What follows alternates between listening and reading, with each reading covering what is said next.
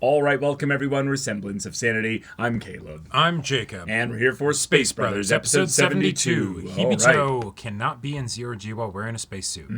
Makes sense. If I went through what Hibito went through, I would not want to be an astronaut. I'd be like, no, all right, thank you. I did my thing, and now I'm done, and that's it. I will continue to collect my royalty checks on all the merch and just retire to the countryside. I'm good. Yeah, sorry, my voice is a little bit gone right now, but I feel so bad for him. I feel like he just also became like a big hero, and so the idea that Everybody looks up to him, and he's going to be not meeting these expectations in that way. I feel so bad for him. Yeah, the pressure has got to be ridiculous, right? Yeah. And that's on top of the, oh, hey, I finally did the thing that I'd been dreaming of since I was a little kid. Oh, hey, my brother finally, got to be an astronaut too, and so now I just got to stick it out, and then we can go on a mission together. But now this happens. Now he's no longer on lunar missions. Yeah. Well, Muta is working to get on those missions. to become the backup for a lunar mission. Yep. That's pretty cool. It's pretty cool. But he's got to solve an engineering problem. Right. So that's what he's good at, thankfully. Yeah. Right. Well, y'all, without further ado, let's get into this. Where's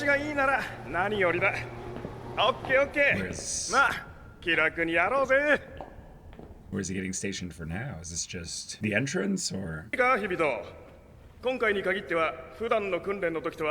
Ooh, okay.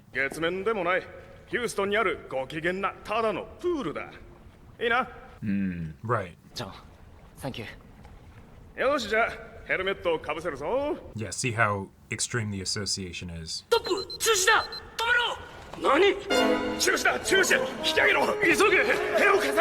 What? Is something wrong with the equipment?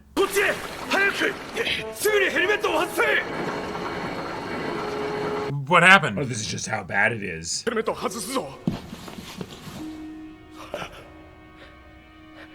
Yeah, this is just how bad it is. Okay. All right. Wow. Okay. Man, I'm getting stressed. This is normal, dude. You almost died. No, this is not normal. This is Yeah, maybe not. Yeah. It's to be expected.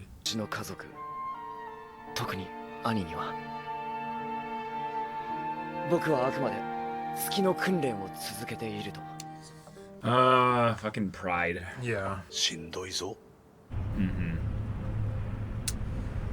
So just treat this as another part of training, right? Like training that's specific to you, but doesn't want to be seen. Yeah.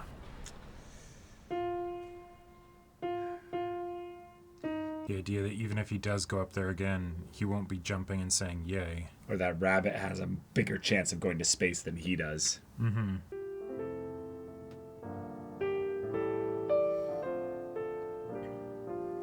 Hey Sharon, what is it like to lose something you love? Real. I feel like you should be able to do it, but you can't.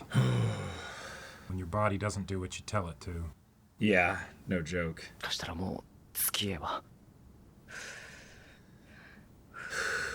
Come on, do it, man. No.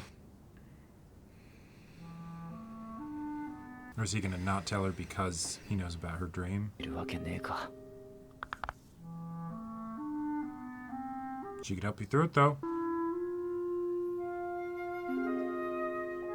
You'd want her to tell you about stuff if she was struggling, and she can tell you're tense. Hibito. Yep. I could predict that line from a mile away. Just watch you grow up, man. Okay, eventually you're... Oh, okay, he's young now. Yeah, I was like, no way your knuckles can This is what he does like when he's stressed. But you can't do it constantly. Eventually your knuckles run out of... Good job. Yeah. Good job. It just will take a while. Yeah.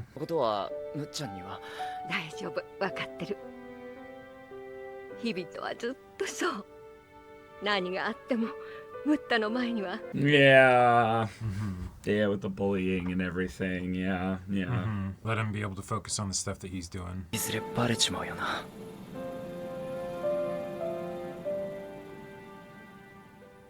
Like, Don't to put me, that pressure on yourself. yeah, yeah. Jokes entirely, but I hate people that do that during like close the window. We're trying to sleep. Like, Yeah. もし船内に入ってしまったらいいな。 yeah. おむっくん Oh, おお I've been discovered.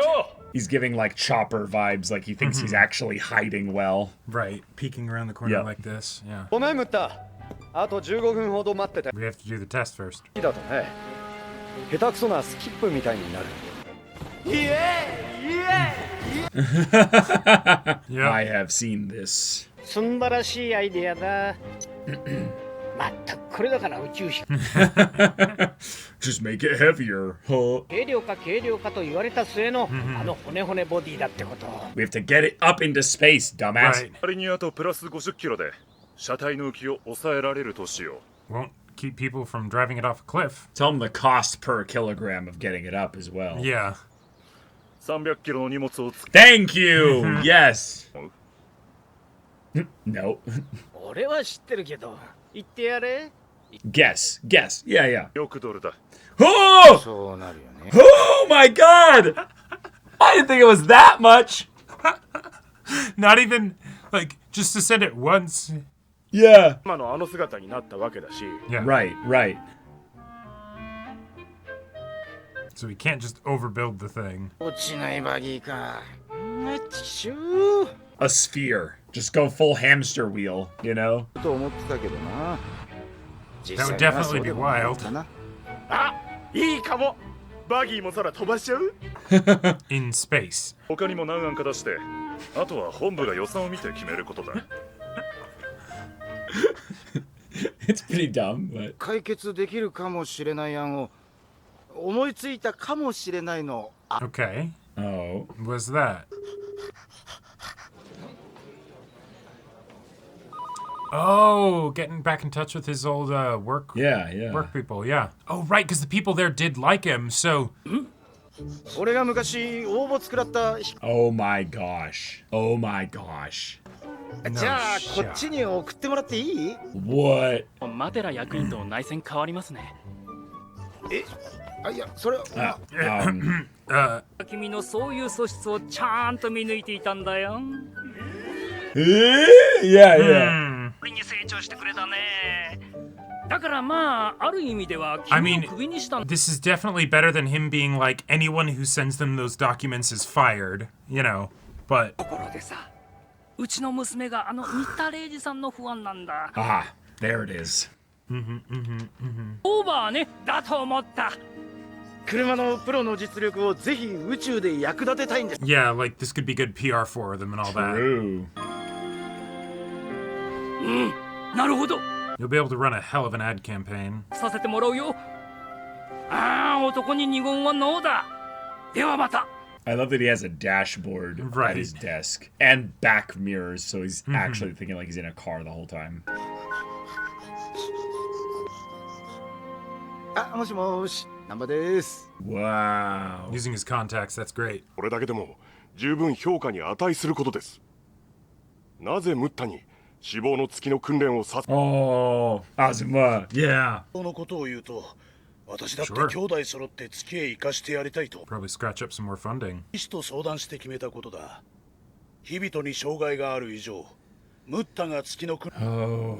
焦りと不安を煽り Sure. パニック障害治療の妨げになってしまうんだ Better to have them train for the same mission together. 随分強気だなまあそんな約束はできんが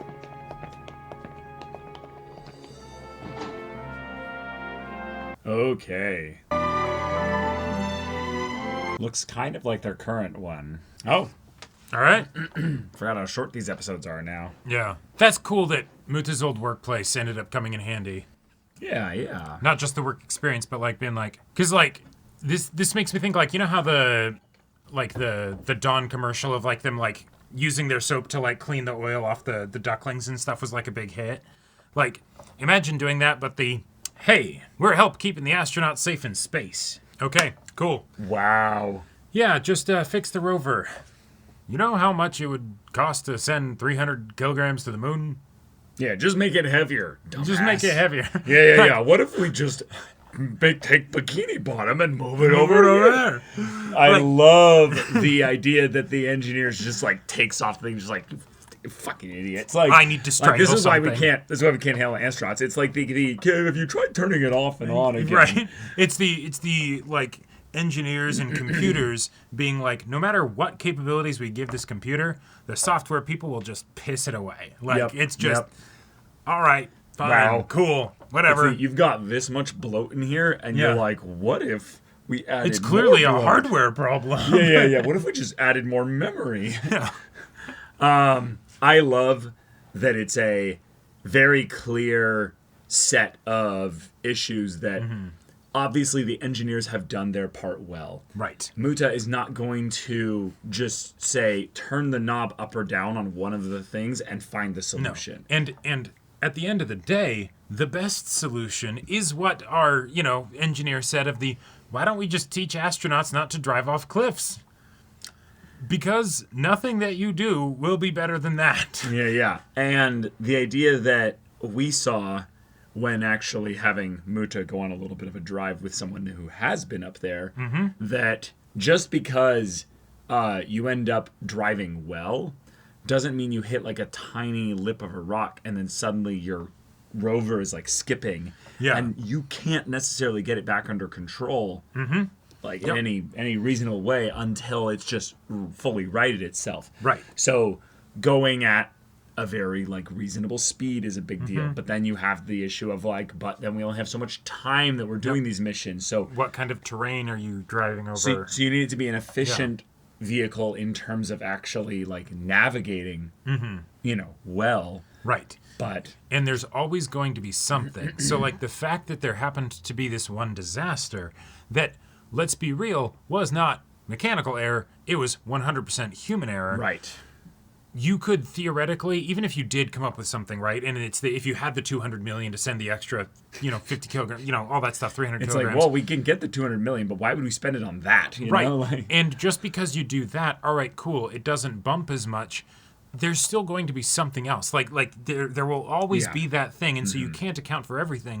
You could very easily get to a point where they're like, oh, the solutions that you come up with, quite frankly, from a numbers standpoint, aren't worth it. Astronauts, I know you are very valuable to us, both on a non-financial level and on a financial level, but you're just going to have to do a better job at this because we can't actually account for that. Like that is Right, that's not right. manageable for us. the part that I immediately think of is that we're basically wasting our time to begin with in trying to update the rover. And basically what we need to focus on more so is figuring out ways in order to have the places that you're actually sending the rover be such that the terrain is actually handled properly. Right. In my mind, this is an issue of data and how you like putting some actual programming into the rover itself. Because I was meaning actually like making like some kind of specialized tool that can create paths for the rover that's just going to be this is where the rover goes. sure. Yeah. And you just don't go off path, you know? Yeah, no, that's a good point. Yeah, I was Yeah. thinking more just find the path that is the best and make it so that it will drive along that path. And they can have that, but the thing is that they're not actively mapping the moon's surface every second of every day and then transmitting that data every second of the rover's navigation there. So there could be something that's like, oh, we can see the surface of this area from pictures we took yesterday. Oh yeah, But no. then there could just be a area that's really light, and if you drove over it, it just dropped. or something. Sure, yeah, there is always that possibility. I was more meaning like you figure out as light a weight device as possible that you can put on the rover that will actually do the scanning itself. Yeah, and that's You know. that's not a solution. I think that's part of the thing of where it's engineers have thought about that. It's again, it doesn't matter. It's we don't have the resources to make that kind of a device that could Right. be actually If reasonable. you wanted to do that, we'd have to, send 2 less astronauts to, to the moon or something exactly. like that. Yeah. So I love that the solution is that, hey, I need more professionals on this. But Muta also was interested in his blueprints for a flying car. Yeah. That doesn't seem like something that is less money as far as design goes. Right. That feels like if anything, the most like they could theoretically do the flying car thing because this is a fictional show and all that stuff, right? But you need fuel. That's you need fuel. itself. Fuel is going to be heavy, and even if it's as a one-time emergency, like oh shit, if we drive it off of a cliff, Sure. Fire off the engines or whatever, and it is able to slow your descent or something. That's still for a specific edge case scenario that should not happen again in the first place. What I could see maybe happening is that it's while we were basically like, if this flying car was something that the company actually told him to work on just for hey, we got a bunch of money, work on weird R&D stuff. Let's see if we can come up with something really whacking out there. That Muta's like, okay, do we want to do a flying car? Absolutely not. The practical nature of that, of what we would have been working on with Earth, where there's wind resistance and 6 times the gravity and all that stuff, versus the Moon, completely different. But some of the things that we were like looking into, and some of the things that we were coming up with to be a part of that, maybe I could basically yank that out of it and then put it into this. Yeah, the main thing I still come up with is the regolith is the kind of stuff that's just going to shred through any kind of lightweight material that's going to be going through here. So it's dumb. So I am excited to see a more ingenious, simple solution from Muta, because I feel like what he could do is trivialize one of the problems with a really simple approach. Right. And rather than tackling all the problems in one with a flying car, just being like, hey, if we focus our energy in this area here, we can turn this one problem here into almost a non-issue.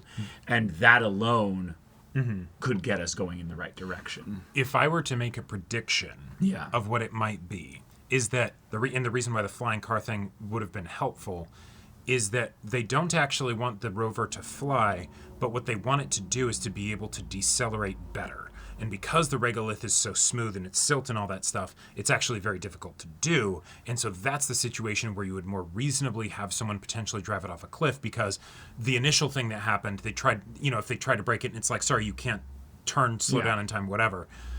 Putting little, basically, I don't know, rocket engines or something on the sides of it. That needs fuel, that needs... No, totally. But if you maybe just had it be as a thing for all right, we're in an emergency situation, shit, and it just fires something so that way it's less about the actual traction you have on the silt stuff.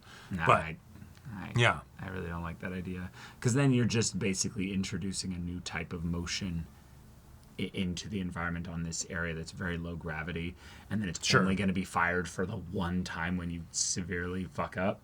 That makes the rover heavier just to have all this stuff in there, and that will never really be used except for the time when it doesn't work. I think what they're looking for is something that would fundamentally change the design and also make it when this happens, it will never be a problem. Like, we can actively make those decisions, and thus having one where it's it'll make it slightly better, and then you'll have to also train people in order to use it in such a way that it doesn't actually just end up having you spin and fly around and stuff. Yeah, you could probably design it in such a way that it would work, but I'm looking for something where the flying car bit is actually a little bit of a nod to more of what he learned from going on his jet training. Ooh, but okay. It's actually not about making then a flying car or a rover. It's something with regards to physics that he learned from all that time flying with That'd be fun. Daniil. But, okay, on the Hibito side of things, he doesn't want Muta and family to know. They are willing to go along with this lie for now. Yep. But that can only hold up so long. Yeah. And the idea of, oh, hey, all right, you were able to tell Sharon. Good job. Because, yes, of course this is something that anyone super close to you is going to be able to pick up on, right? That something's off. And this being what's off isn't that big of a stretch, right? Right. Like, of course you'd be shaken up after almost dying. And so the idea that, yeah, you plan on interacting with them, well, maybe not as much because you're going to be busy working, but like if you're in a room with Muta for like 5 minutes and the topic of space or anything like that comes up, like if you think about it at all, he's going to pick up on it. Yeah. Like, and so, you know, the idea that Ozma was bringing up of like, hey, have Muta start lunar mission training, that will actually make Hibito more motivated for it. I love it. I love the idea of that. The concept that we could have the roles reversed, where then Hibito is chasing after Muta again. I think that could be really fun. But yeah, you gotta take this seriously, Hibito. Like, and if you are currently incapable of doing this on your own, at least, obviously he's you know, incapable of doing this on his own. Right. He needs to talk to professionals. He needs to actually take this through a form of actually treating it like an illness, like a sickness of some kind, because that's what it is. And so then actually being seen by specialists, and something that he is already actually being seen by off screen. So that's fun. But having it be something for, you know, if you want to get better, you're gonna have to talk to a lot of people, and they're gonna also have to, you know, take you through some rehabilitation. And if we end up seeing any of that, awesome, because that would be a really fun way to get an extra window into Hibito as a character. Yeah, I think that would be really special. But yeah, fucking people and their pride just not willing to share it. But thankfully, it was passed along to Sharon. Yep, I that's love something. the point that Azuma made, though, of no, you guys don't understand Hibito and Muta. Actually, if you did share this with Muta, it would help them. Their bond is strong enough that the insecurity that you guys are imprinting onto them actually just doesn't exist. Now, they're right to assume that if he's having a pride issue and not wanting to share this with Muta. But the idea that Azuma can cut through that and see that in a lot of ways, no, Muta would help Hibito cut through that insecurity. And thus it would actually be better for Hibito if we did share it. That's cool because it's a character that we've spent a lot of time developing thus far. Having a read on the situation because of his connection to both of them and being like, well, no, actually, based on my experience with them, you guys are flat out wrong. And here. to clarify, he was talking about that Muta should start being trained for the lunar mission. No, he was talking about you guys should tell, you guys have it the opposite.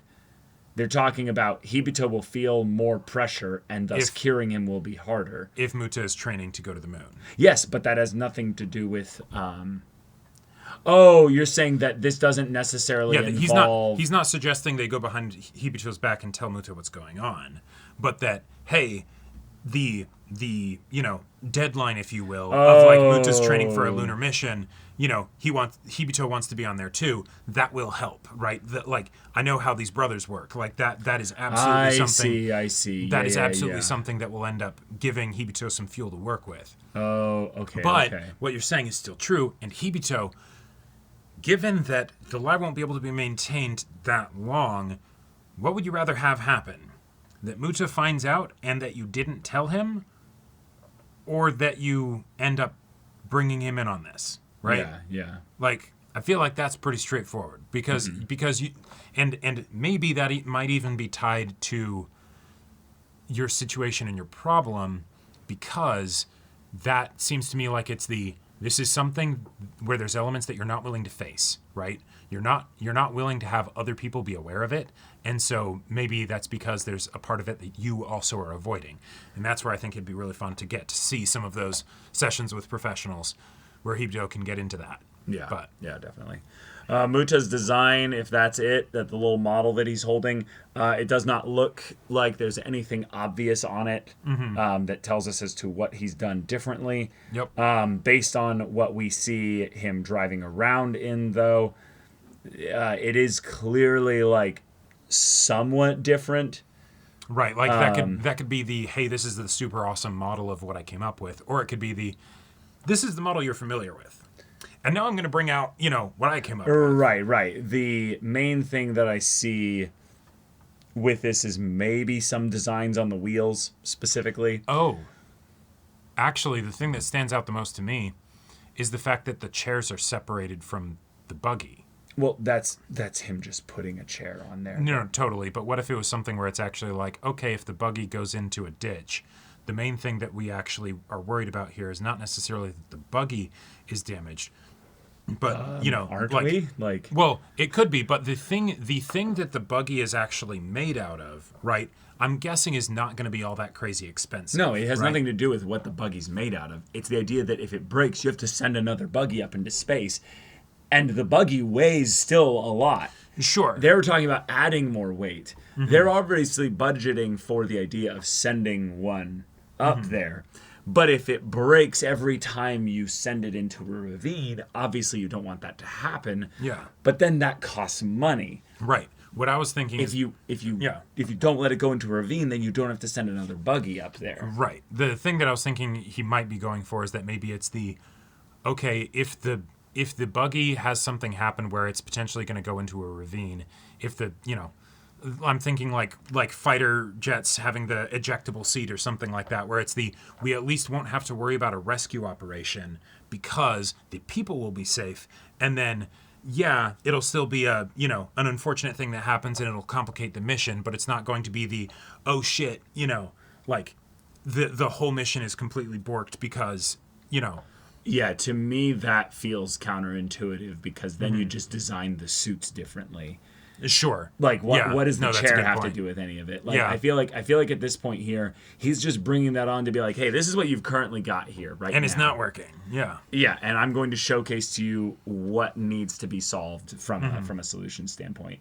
Because the pink chair on it did look a little bit like just tacked on as not like an actual serious just part of the design in any way. Basic little model he cobbled together to facilitate his point. Yeah. To facilitate the point, yeah. Yep. I could see maybe there being something in the way that the connecting pieces of the rim surrounding the wheels is now a part of the undercarriage in the design. So there could be something about the way the wheels are set up that it's more of like a roller than a set of independent wheels. But I don't think I can divine anything from this that would be remotely accurate. Yeah. But yeah, the pink chair does stand out a little bit. So Maybe that was just a cute touch. maybe. But yeah, y'all, thank you so much for watching this episode's reaction and discussion. If you want to see the next episode's reaction and discussion right now, though, go check out the link in the description below for our Patreon. You get on early access there. You can watch full-length timer reactions there, and all this comes with Discord access, so you can chat with us in the community there about this show, about anime in general. Also, be sure to check out our Twitch channel. So if any of that interests you, we'll see you there. But until then, we're Semblance of Sanity. I'm Caleb. I'm Jacob. And we'll see you all Next time.